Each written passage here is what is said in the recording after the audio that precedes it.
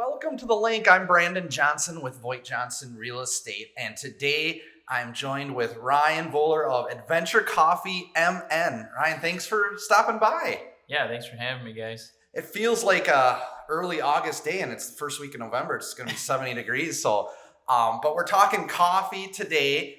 How new is your business, or how long have you been doing Adventure Coffee MN? Yeah, great question. So we've been doing Adventure Coffee MN for about a year now. Okay. And I guess I haven't done my 1 year anniversary or anything special, but we started out last year in October. Okay. And it was part-time, and then I just kind of rolled into full-time right in the perfect season, COVID season. Yeah. Well, we can talk about that. What a year to start a business, right? Right. But you're from Central Minnesota, St. Cloud area originally? Yep. Born and raised St. Cloud, Minnesota. Went to the South Side, tech graduate, 2002, and then joined the military and left for a bit, and then came right back. So. What did you like to do growing up? Were you big outdoorsman, nature, hiking, that sort of thing? I think for me, it's been a little bit of everything. I don't think I've always been an outdoorsy kind of kid. Never real big into traditional sports or anything, but I've always liked doing stuff outside. And just partially because as a kid, I was always pushed outside to get out and do something, and we'd find stuff to do. Sometimes productive. Any siblings, or how many? Yeah, 2 brothers. Okay. I actually have more brothers. I got a bunch of half siblings. So. Sure. Yeah. Sure. So a lot of outdoors activities. Yep. And you went to tech? Went to tech. You graduated high school, then what? That's when I didn't know what I was going to do with my life at that point in life, and that's normal for a lot of people, I think. So I decided to join the military, follow the footsteps of my stepdad, and that's what I ended up doing. Joined the Marine Corps. Yeah. What's that? It was a little intense, a rude awakening when I got there, being from Central Minnesota where we're all nice and everything, and these guys are totally not nice. So. Yeah. But I'm assuming just life altering, right? Very much so. Yeah. It was a rude awakening to the reality of not only what life can look like, but what the rest of the world looks like for many others. So. Did you do tours of service, or? Yep.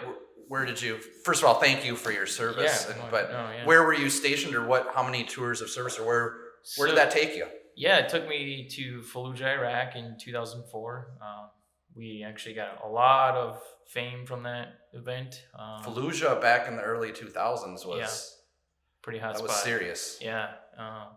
And then, again, famous location, same battalion. So you'd have been 20 years old. Yeah. As a team leader, new to the Marine Corps, and everyone was the same rank as me, and I'm their boss. It was kind of a weird experience, but... Yeah, because everything back to 2000, right when you graduate high school, everything is just past 9/11, right? That's still the whole mindset is 9/11. Yep, very fresh. Yeah, very fresh. Wow. Yeah. Ironically, it doesn't seem that long ago, does it? Yeah. So how long were you there? Fallujah is 6 months. Marine Corps does 6-month deployments typically, but it turned out to be like 8. And then the second time we went was in Haditha, Iraq, and that was in 2005. And that was about 7 months as well. Okay. Very intense, I'm sure. Yeah. It was a kind of a relief, though, to see the progress. First deployment, I came home, I was pretty intense and pretty, nervous. I wouldn't, silhouette myself in a doorway or a window or anything like that. Yeah. But, and then second deployment really kind of set me at peace, ironically enough. Some people would say it was still a hot spot, but compared to the first one, it was a night and day difference. Yeah. So I'd imagine living through or serving in that capacity, you're able to keep perspective in life pretty easily on what's important and when you see the extreme ends of what's... Absolutely. We take a lot for granted here, for sure. And I still do it today. Yeah. A lot of first world problems that we complain about on a regular basis here, right? Yeah, but there's nothing wrong with that, though. Always continuous improvement is what I always see in everything we do, and that's kind of where I take it with our business too. Sure. So now you're in the reserves currently? Yeah, Army National Guard. National Guard. I'm sorry. Yep. So after your service, in that capacity, then you come back to Central Minnesota. What's late 2000s like? Yeah, no, good question. So I got married in between my first and second deployment to my high school sweetheart, which she went to Sauk Rapids, actually. Okay. But Sharon Voeller now. So got married, and it was time for me to come home. It was that, or I was going to special operations, and my best friend actually like said he's gonna basically beat my head in if I didn't go home to my family. Yeah. So, and he went to MARSOC, and I went home and became a civilian. So, ironically, came back, and then I knew I needed to get some college education done, so I streamlined 4-year degree in 2.5 years. Wow. At St. Cloud State. It was really convenient, kind of a nice way to just kind of unwind and things. I missed the surfing. I missed a lot of the outdoor stuff that I used to do to kind of reset my mind every day while I was in the Marine Corps. So trying to find new things to do in Minnesota was tricky because I'm not a hunter. I'm not a fisher necessarily. I used to fish, but Yeah.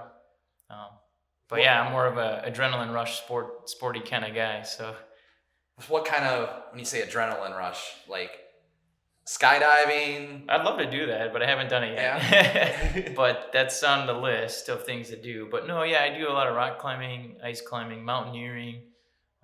It's more calculated risk, and it's very similar to my experience in the military, I think, is where the addiction kind of started. So kind of that adrenaline rush. Yeah, just to kind of recheck life. I don't know what it is, but it's like one of those things you just kind of have a need for it after a while. Yeah. You just need to keep that balance in your life and not get stuck at a desk for too long. Yep. So you get your degree, St. Cloud State. Yep. And then what's the next progression? Yeah, so then I ended up getting a little bored again. Like I said, I wasn't having a lot of hobbies, things going on, so I joined up with the National Guard.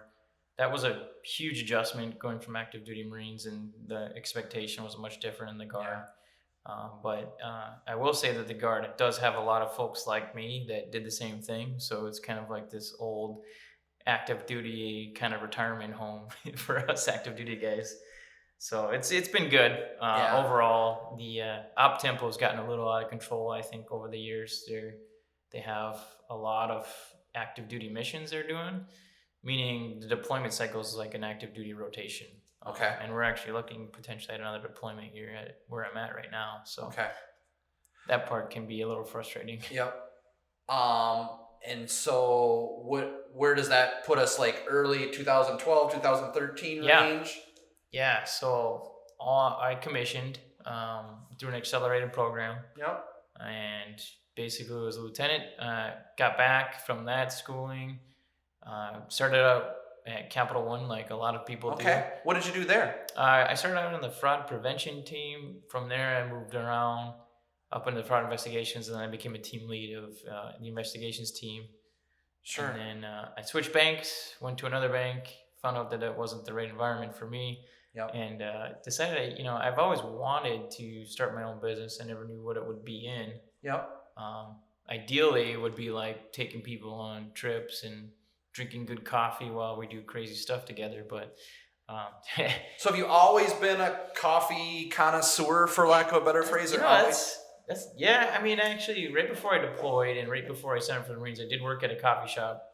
Not nearly as good a coffee as I'm dealing with now, but Midtown Coffee back in the day, and I used to do a lot of disc golfing with Ken and Bard, the previous owners of that.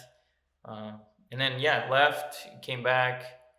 At Capital One, they have that coffee shop downstairs, so I'd spend a lot of time going there and getting good coffees, and it just kind of grew. So you always kind of had the side idea of, I want to start your own business. Yep. Had a strong interest in coffee. Yep. What was kind of like the magic step that said, okay, I'm going to start my own coffee business? Yeah, I think what it was is my wife's addiction, number one. It was a very expensive addiction. Yeah. And I always was finding myself serving her coffee at home. Very, very nitpicky coffee. And then two, I took a trip to Costa Rica with a bunch of other vets, and while I was there, we got to sit down with the former founder of Seattle's Best Coffee, Jim Stewart, and his wife, who owns a plantation out there. Coffee's huge in Costa Rica, right? Huge, yeah, absolutely. It's getting to be a very trendy place where you want to source your beans too in the coffee industry. Regardless of that, though, we sat down at a dinner table with them, and I just got to chatting with them some ideas about mobility in coffee, because I don't like being in one place for too long.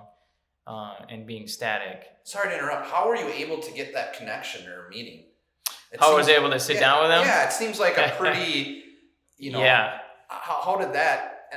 I think it all started with the Fallujah events and being a part of that battle. And then a group of us were down there, and we were staying with some very, very successful, wealthy people, which isn't usually my forte. I usually like to dirtbag it and live out of a tent. No, I get it. So, but it was a very cool experience. And like you said, like one in a lifetime, I think. And we had a boat with a crew, and the owner of that boat was very cool. He took us everywhere fishing. We were catching marlins and sailfish, and it's like one of the Los Sueños. I don't know if you're familiar with it, but it's like one of the best fishing spots in the world. Okay. So we did a lot of deep sea fishing and catching huge fish every day. But you're able to connect with someone who's in the industry. I mean. Yeah. Well, that connection was actually, they just wanted to host a dinner for us. Okay. We had ran into them at a lunch, and they said, come over for dinner sometime. And so we went over for dinner and chatted some ideas on the business, and they said, do it. And this is how you should do it. And then I was like, okay, I'm going to make it happen now. So that would kind of push me over the edge, because I always had this idea of mobility and delivering coffee. And then through that process, you always find that there's a lot of restrictions that you don't really expected, but you just got to hurdle through. So kind of that was the moment or the point in time where you said, okay, this is what I'm going to do. I'm going to start this business around a mobile coffee business. Yep, absolutely. Now you grow your own coffee, did I understand that? No, it's very difficult to grow coffee. Okay. So you have to have the right climate, right conditions. There's only a few spots in the world where you can actually grow. Okay. But there's a multitude of factors that have to happen, especially for the Arabica bean. So we source from many locations globally, but growing your own is a very tricky process. I don't know where that made me think of that. But I can imagine that would be challenging to do, especially in this area. Yep. What were the factors, or what made you, because the initial, just from a novice, is I'm just going to start a coffee shop. What was kind of the mindset of I'm going to be a little bit different and go a little different direction, still around the coffee industry, but what made you think of that business model? Yeah, so I integrated the concept of my sense of adventure and mobility. Excellent, So let me go back a little bit. Prior to all this, I had designed a camper van and built a camper van, which you might have seen come in your parking lot when I was pulling in, the little white van. Sure. And that gave me a new way to travel and do the things I want to do very quickly. So like what I could do is I could have a day at Capital One, I get off on a Friday, and I drive to Colorado for the weekend and come right back. I could summit like 2 or 3 mountains or whatever it may be, crazy ambitious goals that I had, and then come right back and then be back at work at Monday. So that was where it kind of started. Sure. I was cooking meals out of the parking lot sometimes for our team meetings. And making really good coffee. That was part of it. So, and a lot of people really enjoyed those meetings more than the ones you traditionally have in a boardroom or something like that. So it's kind of built around your lifestyle, or? Yep, exactly. So integrating that concept, and originally I had planned on doing it out of a van, but then realized quickly like the amount of commercial equipment you have to have, things like that, and it just got to be a little bit more tricky. And then I went bigger into the bigger truck, But yeah, that's kind of where the concept came from. So now you have a mobile coffee shop the right way to describe it? Yep, absolutely. And so do you go to events? What's kind of your business stream, or how do you operate? Twofold. So we do the roasting ourselves. We were originally trying to source a local roaster, but in my attempts to find what I like as a coffee roaster, I struggled with. So and there's also the part of like freshness. So big part of it is, harvest within the year. You're not getting beans from 3 years old or whatever it may be. Getting high grade quality beans to start with, then you roast fresh. You sell the beans within the 2 weeks of the roast. That's really important for good coffee. And espresso, whatever it is you're going to brew, but you can really tell the difference between a fresh roast versus a roast that's been sitting on the shelf for a while, like your typical grocery markets, things like that. So that was a big piece of it, because it's part of the branding. I appreciate quality and everything I do. It's just like my equipment.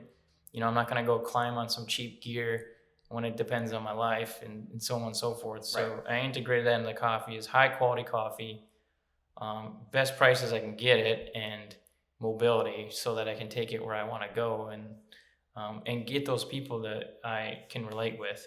One of the things that we did in January when we first started was Ice Festival. So there's an Ice Fest in Sandstone, Minnesota.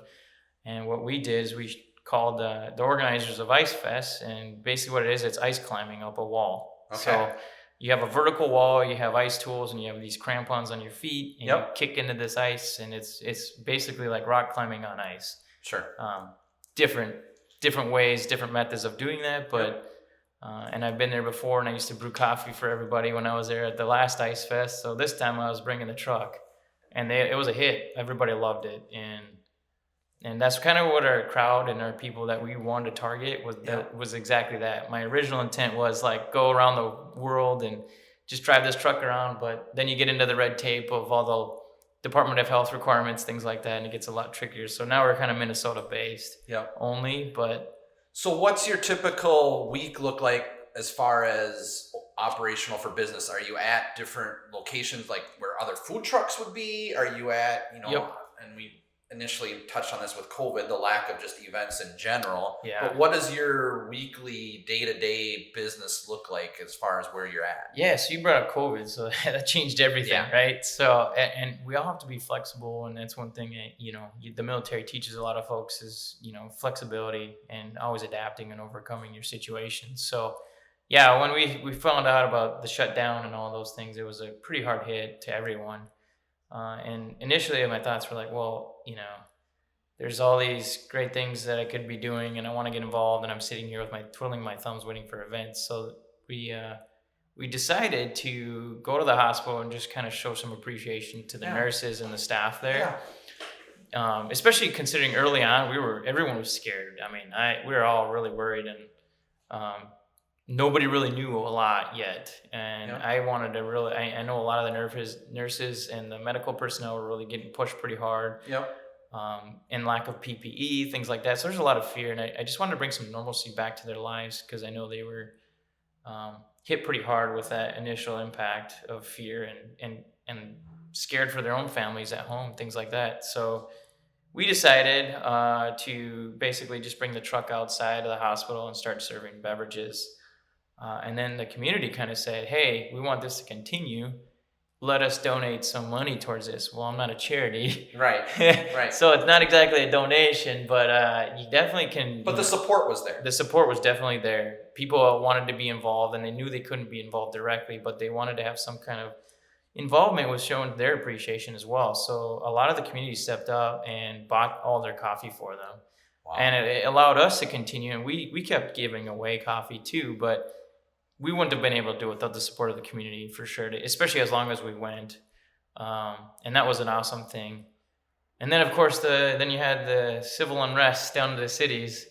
Yeah. Again, I just found myself in that position where I was like, man, I'm just up here in St. Cloud serving coffee, and there's all this, these people down there, and they're not getting coffee. They're coffee deficient.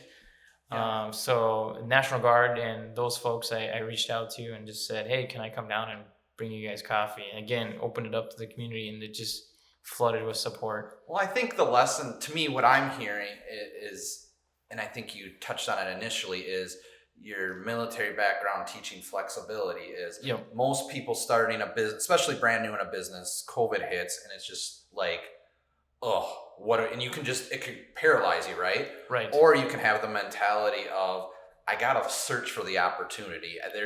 And be flexible.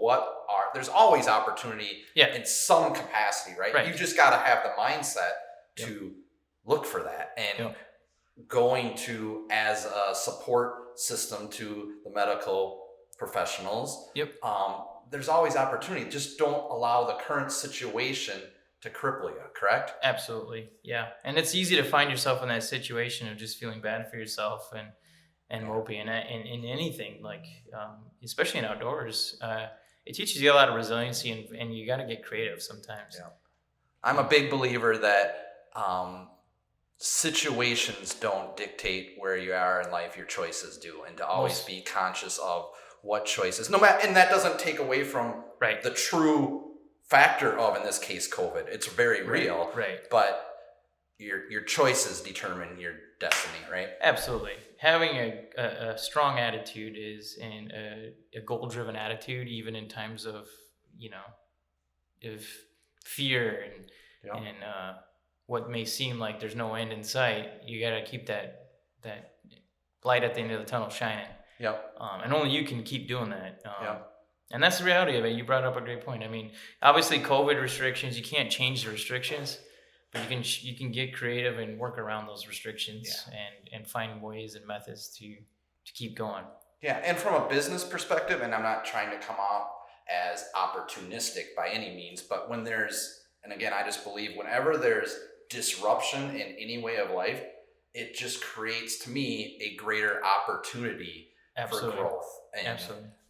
A lot of those things that you mentioned are opportunities that wouldn't have been there in the traditional years that we've had in business and in life, right? Definitely. And I mean, it's tough, but if you're going to continue the old way that you've always done things and rely and depend on it at all times, that usually kind of sets your business up for failure. 100%. Always got to be adaptable. I mean, times are going to change. I mean, even looking at it now, I don't think things will ever be completely the same.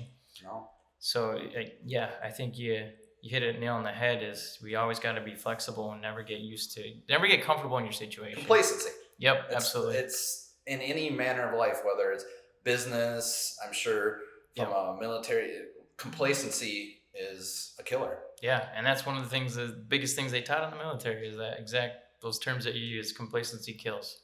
Yeah. So you start the business, you kind of got the business model down. As far as exposure, getting word out to the public, what have you done? I've seen a little bit on social media, kind of just what's been your MO as far as getting word of mouth exposure out for your business? Yeah, I haven't done a lot actually. A lot of people do it for me. Yeah. And that's the great thing about it is, if you have a good product, you have a good attitude, you come with a great mindset in your business, that word of mouth spreads. Yeah. And honestly, I do post on social media, things like that, and I try to keep people updated and I try to make it fun. And I try to let people know where I'm at, but it's really up to the people, to decide whether or not they want to follow you or not follow you. Yeah. And if you're not interesting or you're not fun and you don't have a good attitude, they're probably not going to want to follow you. So, I just try to keep that attitude, and none of us are perfect. We all have our flaws, but I think that's the most important thing. If you have a good product, a good attitude, and the right mindset of, not so much money focused, but just focused on the well-being of your community and your people and just your business in general, the money will come. Yeah. That'll come. Yeah. And that's what I hear from every business owner. Don't be focused on the numbers all the time right away, especially when you're starting out. I mean, if you sit there and a pessimist will continue. Focus on the product. Yep. Focus on the product and the rest will fall into place. That's, again, absolutely a big believer in that. Yeah. What, are you connecting with, you mentioned the event in Sandstone. I think that's kind of the grassroots events where you can kind of breed a clientele. And are you making inroads to other events, or are you kind of just going to, Yeah, since COVID, I think I've just kind of been a homebody. Yeah. Community is just it's so important too as well, and there's so much going on here right now, and there's a lot of demand here that we've just been kind of stagnant in this area, and it's okay. I'm okay with that, and I do like being invested in the community and supporting other businesses as well, and that's been one of our big targets lately is just supporting other small businesses. And then they kind of turn around and pat you on the back too. Yeah. So it's a win-win. And what can you give me an example of what other types, or shout out to other businesses you've been collaborating with? I would say the biggest one for me was Backwards Bread. We really they had just kind of recently opened at the time when we had met, recently opened their retail location. And Liz and her husband, Liz and I went to high school. We graduated together. We knew each other since elementary. Okay. But she approached us and just said, "Hey, I'd love you guys to come out to the bakery." And I'm like, "Sure, we'll come and help you out." Yeah. Not realizing how good their product was, And then we got there, we're like, "Whoa, this is like out of this world. And when they said almond croissants, I was like, that kind of sounds gross. Almond in my croissant, like. And then you go and try it, and then you feel like an idiot for ever thinking that it was ever going to taste anything but amazing. Yeah. So, and I was like, we're a natural fit.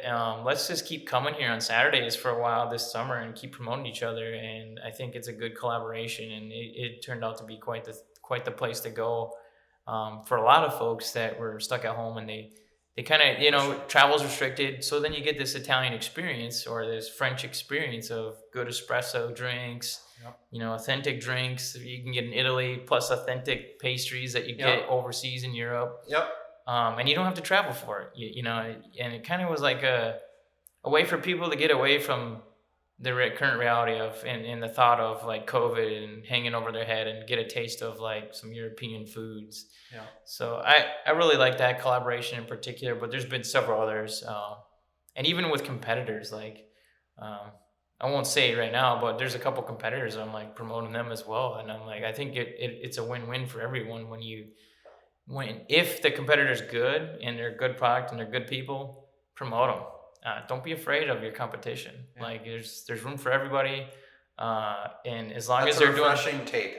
I appreciate that. Yeah, absolutely. And I that's my next meeting actually, is I'm heading over to a place in town and we're going to chat some ideas, and I'm pretty excited about it. It's kind of nerve-wracking, but at the same time you're like, yeah, whatever. I mean, the reality is if it's good and you guys are both good, I think it's only going to help each other. So cool. Well, what I kind of, just getting to know you a little bit, what I appreciate about your business is, just in the name, Adventure Coffee, that's who you are. Yep. And there's just a level of authenticity about what you've transformed from your personality, what you're about, belief system, into your business. And I think that authenticity is what, for small businesses, especially just starting out, is the key ingredient that a lot of people are, like we talked about, just focused on the selling and the sales funnel. Yeah, not the right side mindset. Yeah. So, Ryan, thanks for coming in. How can people find you? Website, social media, if they want to get in touch with you at Adventure Coffee MN?